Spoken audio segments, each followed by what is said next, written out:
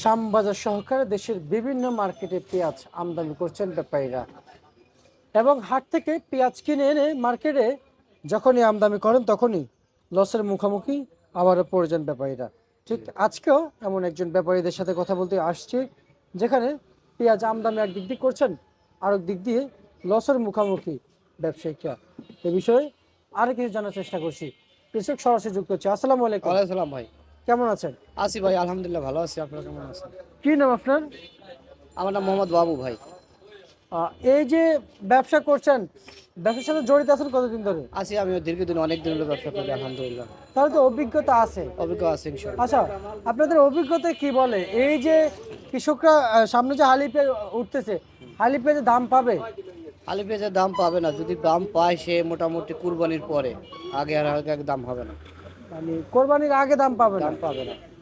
দেশে পর্যাপ্ত পরিমাণ পেঁয়াজ আছে। আচ্ছা, আর আপনি কিভাবে বুঝলেন দেশে পর্যন্ত পেঁয়াজ? আজকে হাটে আমাদের যারা কেনাকাটা করতেছে তাদের সাথে ফোনে কথা হচ্ছে, তারা মোটামুটি আজকে আমাদের যে ফরিদপুর জেলা নগরকান্দা একটা হাট গেছে, অনেক আরো 2-3টা হাটের খবর নিচ্ছে আমরা।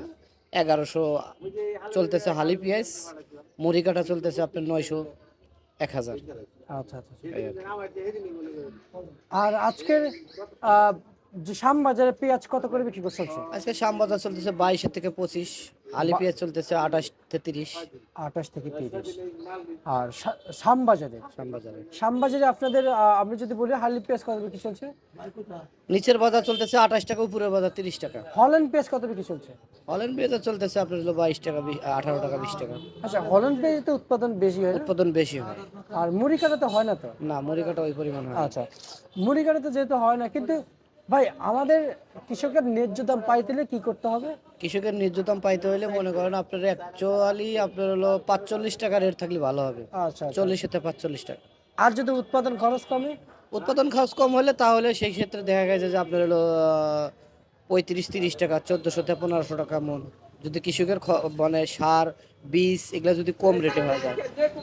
আর যেহেতু এখন মোটামুটি যেহেতু একটা কৃষকের দাম 500 থেকে 700 টাকা, 1000 টাকা একটা কৃষক, আপনার যে সার, ওষুধ, বীজ যেগুলোর দাম, নিত্য প্রয়োজনীয় যে দাম, এগুলোর দাম বেশি হওয়ার কারণে সেই ক্ষেত্রে হলে একটা কৃষকের 40 থেকে 45 টাকা হলে মানে কৃষক বাঁচবে আর কি।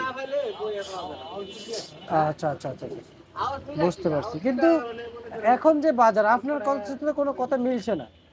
যেমন বাজার তো কম কম, তো যখন আপনাদের কথা মিলে যাবে তখনই ন্যায্য দামটা পাবে। ঠিক আছে, ঠিক আছে। এখন মনে করেন আপনার বাজার যদি ওঠে তাহলে কৃষক বাঁচবে, আর যদি বাজারে এই পরিমাণ থাকে কৃষকের লস হবে। কৃষকের লস হবে, যেমন যারা ব্যাপারী তাদেরও ব্যবসা কোনো হবে না, ফলাফল আসবে না।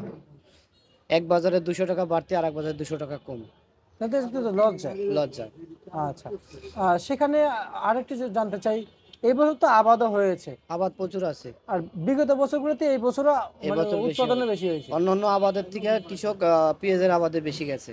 আচ্ছা, এবং আজকের যে বাজারে আমরা যদি বলি রসুন কত বিক্রি চলছে? রসুন 45 থেকে 55 টাকা, 45 টাকা, বঙ্কি 50 থেকে 55 টাকা।